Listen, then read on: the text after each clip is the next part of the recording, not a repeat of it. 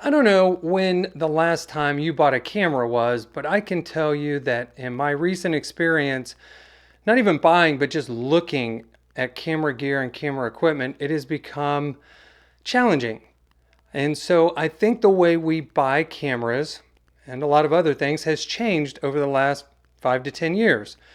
And my recent trip to Best Buy proved just that. So that's what we're going to talk about on today's episode.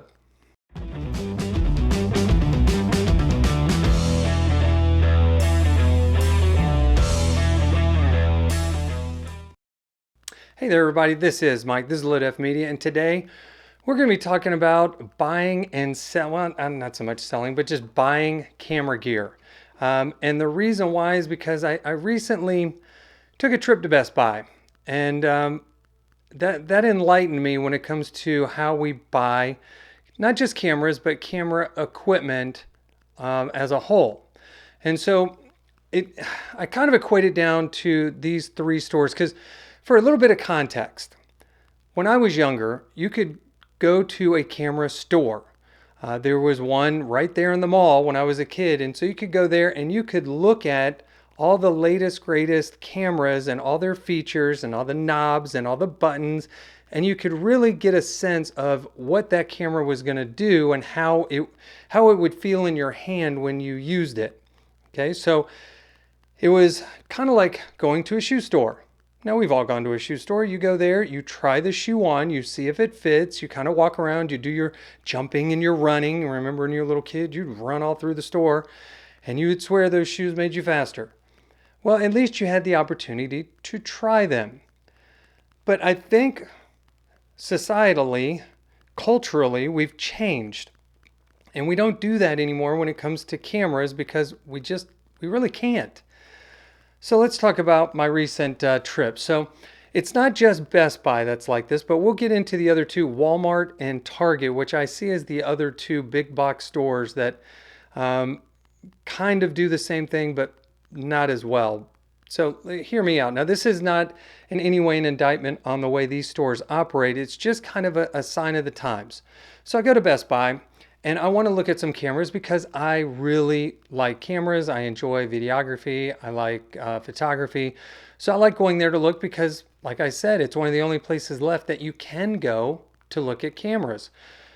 So I go, and they've got a nice selection of cameras, and they're all set up, and they've got them broken down. Sony, they've got Nikon, they've got Canon, some Fuji's in there, and so there's some Panasonic and Lumix cameras, and so they've got them set up, and so you can at least look at them. Now, to someone who geeks out over cameras, that was nice because at least I could put my hands on them and I could see that some of these cameras, they're not as small as they would appear when you watch them on YouTube.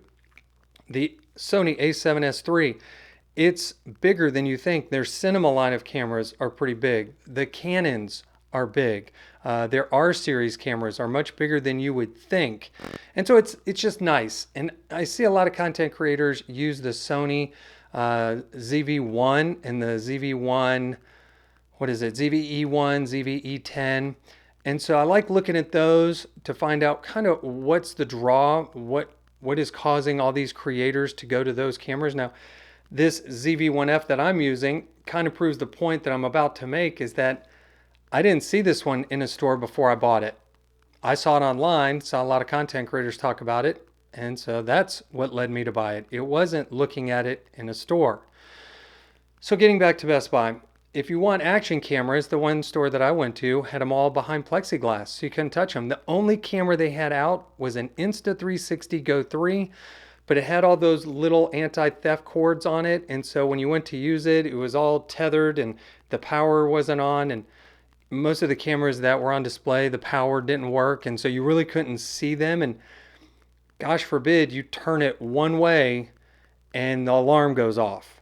And that happens quite often, and that is extremely frustrating. I mean, it's embarrassing, and it's unnerving because that alarm's going off right there in your ear hole.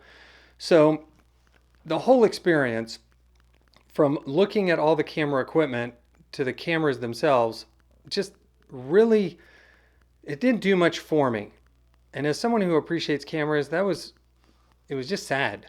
And I Now let's talk about Walmart and Target. They're similar, and I'll start with Walmart. They have a very small camera section, and the section there is kind of devoted to, vlogging. So they have some of the vlogging supplies over on one side, and then they have cameras on the other. The problem is that all the cameras are very entry level cameras. Now that's great if you're just starting out, but most of them don't turn on.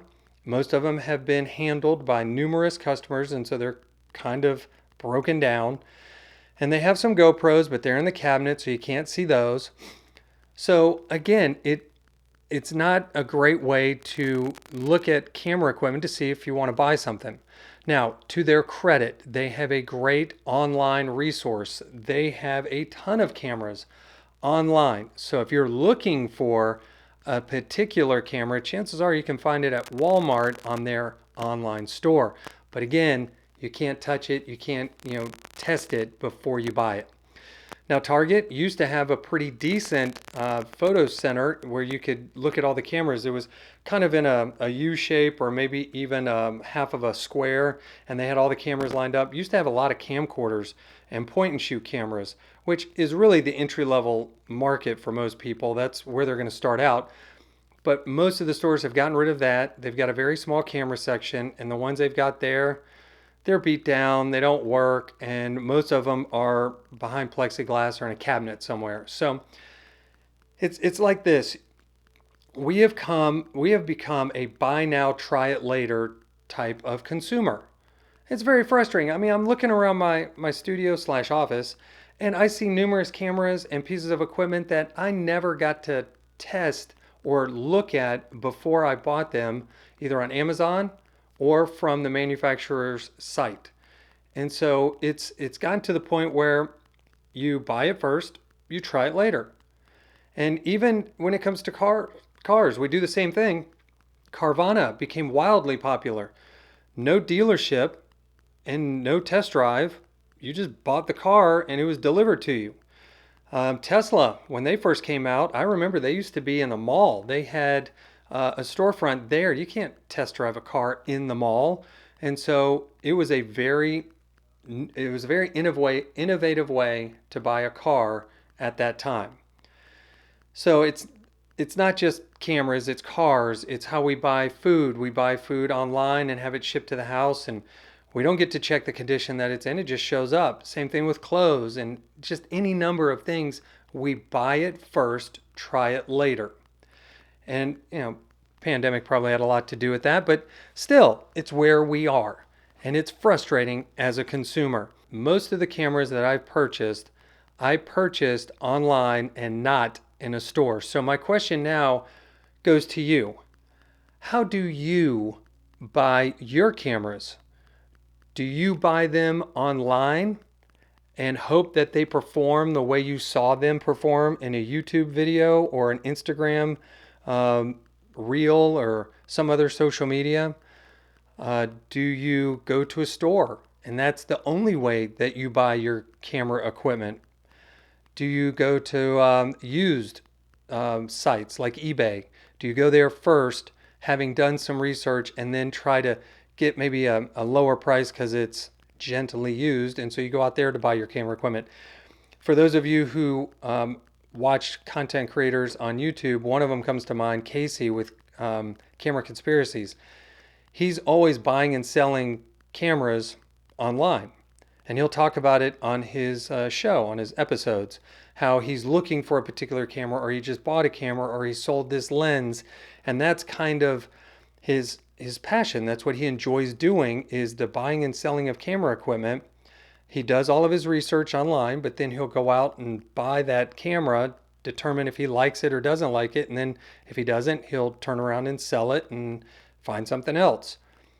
Personally, I don't have that kind of time to devote to buying and selling cameras. So the cameras that I have, I do a lot of research, and I don't get them when they first come out. I wait a long time and then get them after I've seen enough people review them where I feel comfortable buying it. But I want to know your process. And it doesn't have to be cameras. I mean, what are some of the other things that you've purchased off of the internet, Amazon, any other site like that, where you used to buy it in a store, but now you just feel very comfortable buying it online. So hey, let me know over here in the comments or down there in the comments. Love to hear from you. And as always, thank you so much for taking the time, checking out the channel. Just a small little rant today, and I do apologize if it got a little lengthy. But hey, if you like this kind of content, talking about cameras and stuff, hey, become a subscriber. Make sure to hit that notification bell so when the next episode comes out, you can be notified. So hey, until that next episode comes out, this is Mike. This is LoadF Media. We'll see you in the next one.